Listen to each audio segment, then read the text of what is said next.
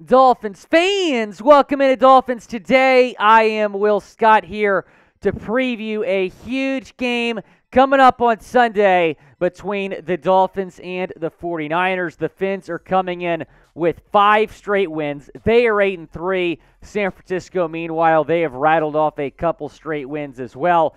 They are 7-4 coming into this one, and it's honestly a crime that this is not Sunday Night Football, and instead we are going to see absolutely a washed Matt Ryan go up against Dallas on Sunday night. Jay Sr., the host of the 49ers Report, also upset that it's not Sunday Night Football, but still, huge game. We're all looking forward to it. Who do you got on Sunday? Do you have the Fins or do you have the San Francisco 49ers? Type MIA or type SF down in the comments section. Let me know who you got. And, of course, one of the big storylines is that it is Mike McDaniel's homecoming. He spent 4 seasons on staff under Kyle Shanahan, most recently in 2021 as the offensive coordinator. So the Dolphins head coach, the rookie head coach for the Dolphins, making his return to San Francisco. He was asked about that in yesterday's press conference. Here's what he said. I will do everything in my power to make it just another game because I think that should be the objective of any head coach is that you make it about the players. I really stray away from making anything about me. I just don't believe in it. I have a very high opinion of the 49ers franchise and the players, coaches, and the staff members. I have a lot of love for anybody that I worked with, especially for that extended period of time. So those relationships and people will always matter to me. But in terms of this week, it'll be odd for a second for sure to be in a different locker room or pulling up on the bus in a weird area or just being on a different sideline for a second. I'm assuming just odd as in abnormal. But after that, my obligation is to serve each and every player and coach and try to make the best out of them.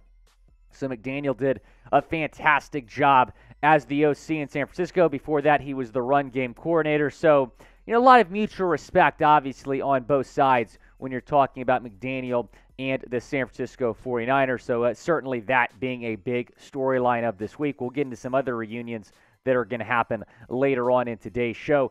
Let's start with some injury news. Now, we're recording this on Tuesday, so this is coming before the first injury report that we get on Wednesday. So this is just kind of what I'm thinking. Terron Armstead's not going to play.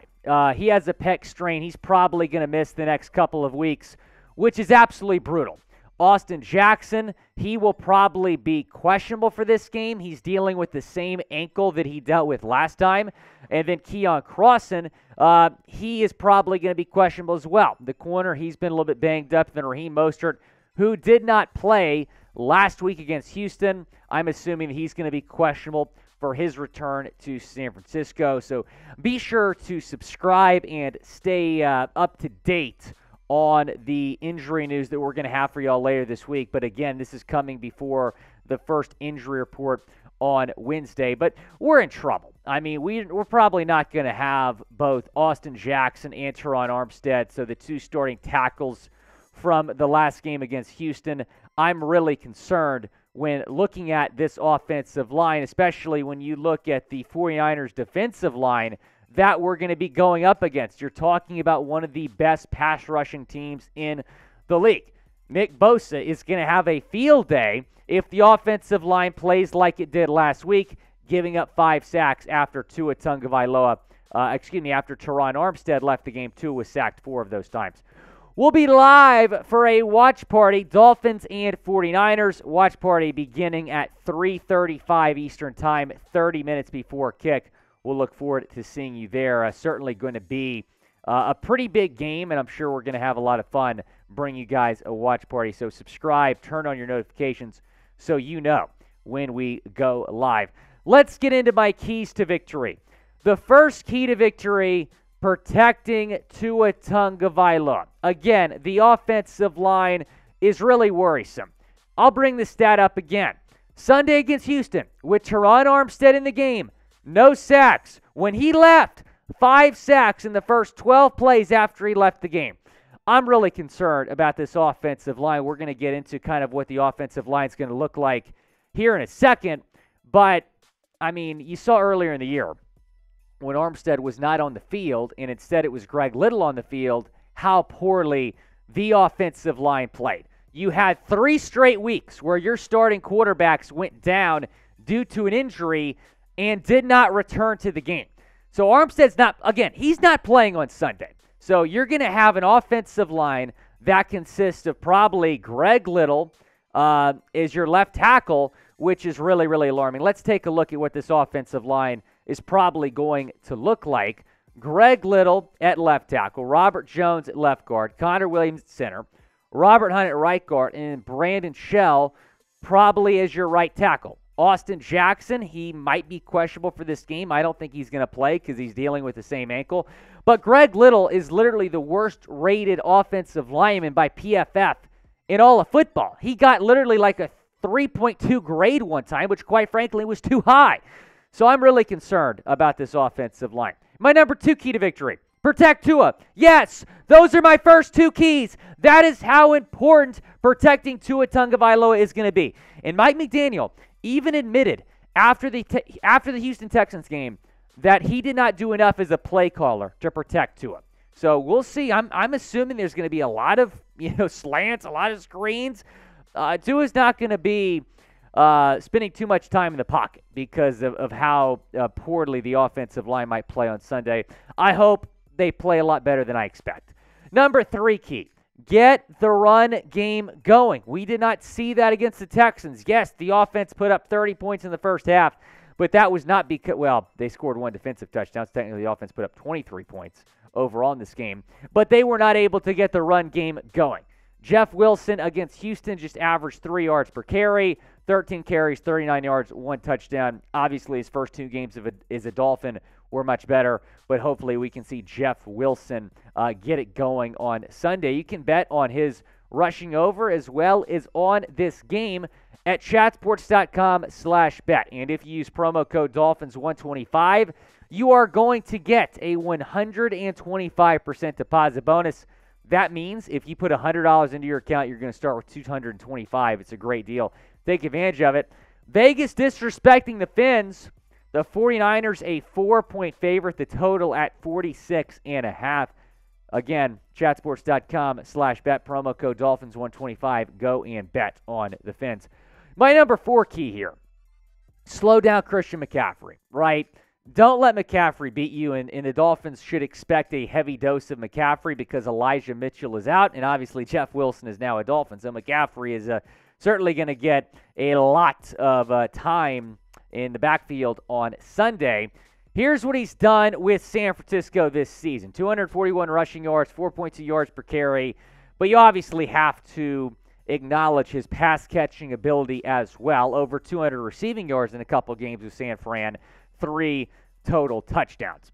And Christian McCaffrey is probably going to be looking to feast on this Dolphins defense because you look at how the Dolphins defense has done this season on the road, it's not good. They are ranked dead last in the league by quite the margin, 32.8 points per game allowed on the road this season. Producer Jeff Cooperstein, that is not good. And they're going to be going up against a pretty talented San Francisco offense on Sunday. They're obviously no more for the defense, but Christian McCaffrey adds a lot to that offense. What's your confidence in the defense right now? Scale it 1 to 10 down in the comment section. They've played okay the last couple games, but they have not played well on the road this year. Number 5 key is to pressure Jimmy G. The Dolphins against the Texans did a pretty good job pressuring Kyle Allen. You saw a couple guys get involved. Jimmy G's had a pretty good year, and statistically, his numbers have actually been a lot better than last season. Last season, he threw for 20 touchdowns, 12 picks, so his stats have been much, much better. Has a 67.4% completion percentage as well. The defense has got to step up in this game because you look at their last couple of road performances. I mean, against the Jets, against the Bears, really, really bad on the road, this defense. So hopefully they can play well. And if they do play well, that'll give the Dolphins a chance to win this game. Talking about players to watch now. Number 1 is Brandon Shell. And Brandon Shell has been the right tackle for most of this season.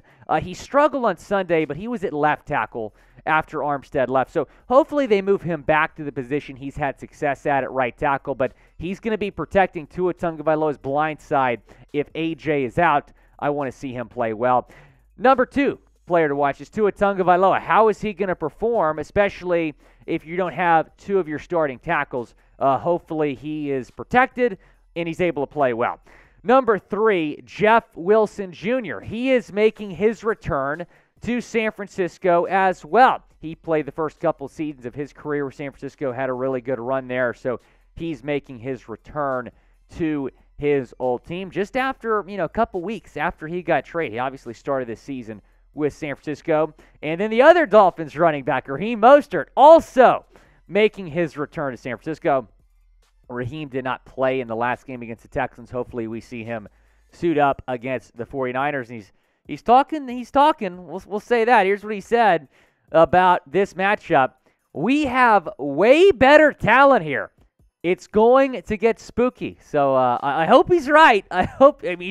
He is right that we have the better team. And I also hope he's right that it's going to get spooky. Producer Coop, come on. The Dolphins are better than the Niners. I don't know if they're going to win on Sunday, but the Dolphins are the better team when they're at full strength. The number 5 is Jalen Phillips. He's been really, really good the last couple of weeks for this team. Taking a look at what he did against Houston, recorded 7 tackles and a sack against the Texans. 37 tackles this season, 5 tackles for loss, 2 forced fumbles, 4.5 sacks. So hopefully he's able to put some pressure on Jimmy G and kind of leads the way when you're talking about the Dolphins defense. Guys, go down, predict the score on Sunday. What is the score going to be? Dolphins against 49ers. Guys, don't hate me. Y'all are always coming at me in the comments when I pick the Dolphins to lose, but this is the first time in a long time that I picked the Dolphins to lose. I think it's going to be a really close game. If Terron Armstead was playing, I would pick the Dolphins to win, but I'm worried about the offensive line. I'm worried about Nick Bosa. I'm worried about this Dolphins defense that has struggled on the road. It's going to be a really close game. It's going to come down to the wire. I have a lot of respect for that 49ers team.